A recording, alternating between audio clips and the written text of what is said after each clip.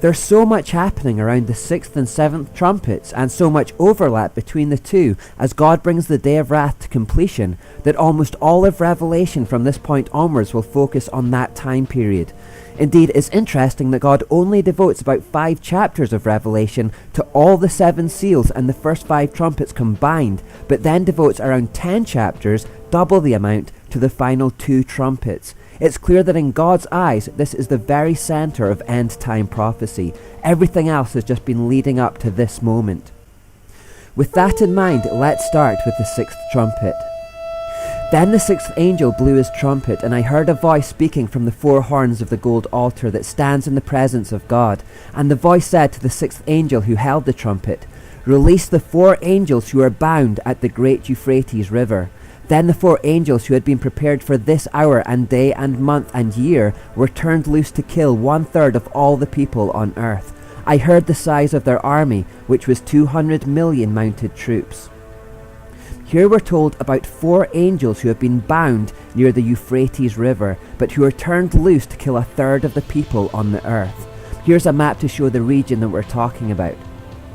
We can see from this map that the Euphrates passes through 3 countries: Turkey, Syria and Iraq, and very close to the border of another, Iran. In fact, that border is disputed territory. So there are 4 countries around the Euphrates and 4 angels who are bound there. This may not be a coincidence. Indeed, it may suggest that the 4 angels are the demonic spirit princes over those nations.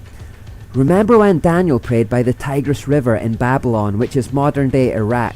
An angel came to him and said, "Don't be afraid, Daniel. Since the first day you began to pray for understanding and to humble yourself before your God, your request has been heard in heaven. I have come in answer to your prayer, but for 21 days the spirit prince of the kingdom of Persia blocked my way.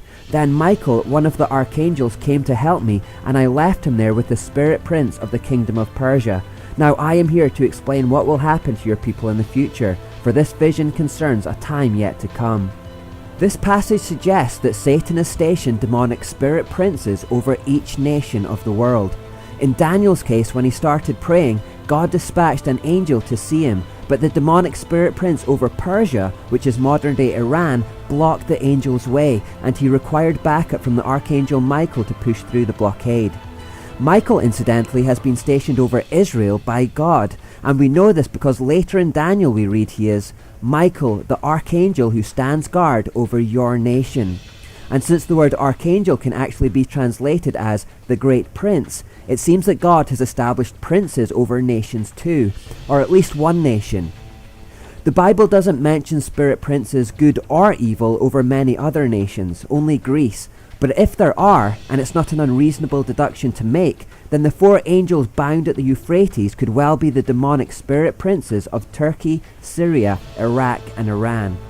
Since current national boundaries didn't exist when the New Testament was written, we need to be open to the idea that it could include other nearby nations such as Saudi Arabia too. Whoever these 4 angels are, they are certainly fallen ones. The Bible never describes God's own angels as being bound in any way. The word bound is actually an interesting one. It instantly suggests the idea of being tied up or imprisoned, and indeed the Hebrew word asur can mean fastened or tied. However, it can also mean restricted or forbidden. So when John says that they are bound at the Euphrates, it probably doesn't mean that they are imprisoned there. If they were imprisoned or chained, they would have been in the bottomless pit and released during the 5th trumpet. It probably just means that they are currently restricted to operate in that area around the Euphrates. It's a bit like when criminals are under house arrest. They are tagged and restricted from travelling too far from home or from leaving the country. In other words, they have a certain amount of freedom but are bound to a distinct geographical area. These 4 angels are probably in a similar kind of state, and if they ever do leave the restricted area, they would find themselves in the pit as punishment. Repeating what Jude said, "And I remind you of the angels who did not stay within the limits of authority God gave them, but left the place where they belonged. God has kept them securely chained in prisons of darkness, waiting for the great day of judgment." It seems that any angel who disobeys God by moving out with the boundaries of authority he has given them are thrown into the pit. John says that when the sixth trumpet is blown, all restrictions on their freedom will be removed, and they'll be turned loose to leave the Euphrates area. Effectively, they'll be free to wage war on the whole earth. And unlike the evil spirits from the pit, who are only given authority to torture, these 4 angels, along with their army, will be given authority to kill 1/3 of all the people on the earth. That army will be 200 million strong. John describes what it looks like. And in my vision I saw the horses and the riders sitting on them. The riders wore armour that was fiery red and dark blue and yellow. The horses had heads like lions, and fire and smoke and burning sulphur billowed from their mouths. 1/3 of all the people on earth were killed by these 3 plagues, by the fire and smoke and burning sulphur that came from the mouths of the horses. Their power was in their mouths and in their tails, for their tails had heads like snakes with the power to injure people. Are the 200 million a spiritual demonic army, or are we reading about a modern day war of some kind? Are the horses with heads like lions and smoke billowing from their mouths vivid pictures of evil spirits, or are they John's attempts to describe modern war machinery with a 1st century vocabulary? Opinion is divided on this, but since spiritual events dictate physical events, I suggest that it's probably both. An army of 200 million demons could take control of 200 million human beings and cause them to wage war on the earth's inhabitants. We have further evidence to support this theory later in Revelation 16:13, where the Bible makes it clear that demonic spirits will be primarily responsible for gathering the nations of the earth together for the climactic battle of Armageddon. Oftentimes world leaders make decisions and go to war under the influence of demons without realizing it, and that's why we should pray for them. To put this into context though, the Normandy landings on D-Day in 1944, one of the biggest military operations in history up until that point, only involved 156,000 American, British and Canadian troops. In 1991, the 34-nation coalition that liberated Kuwait from Saddam Hussein's Iraq during the Gulf War was comprised of just 1 million troops. So you can see that the world has never been remotely close to witnessing an army of 200 million.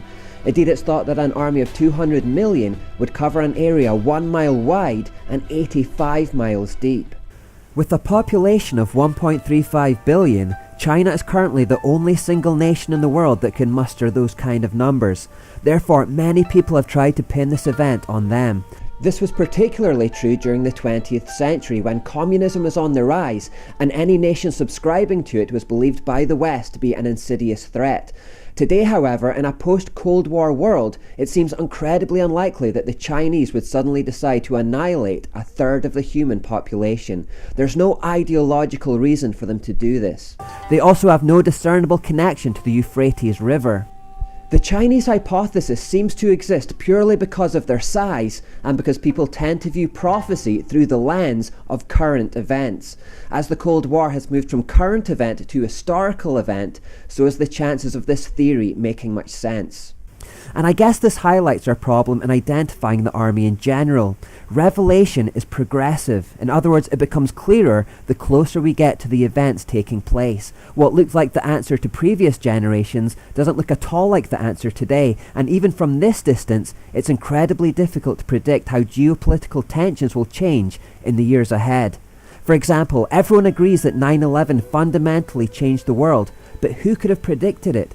And who could have accurately predicted the precise consequences? The economic collapse in 2008 changed the world too, but who knew it was coming?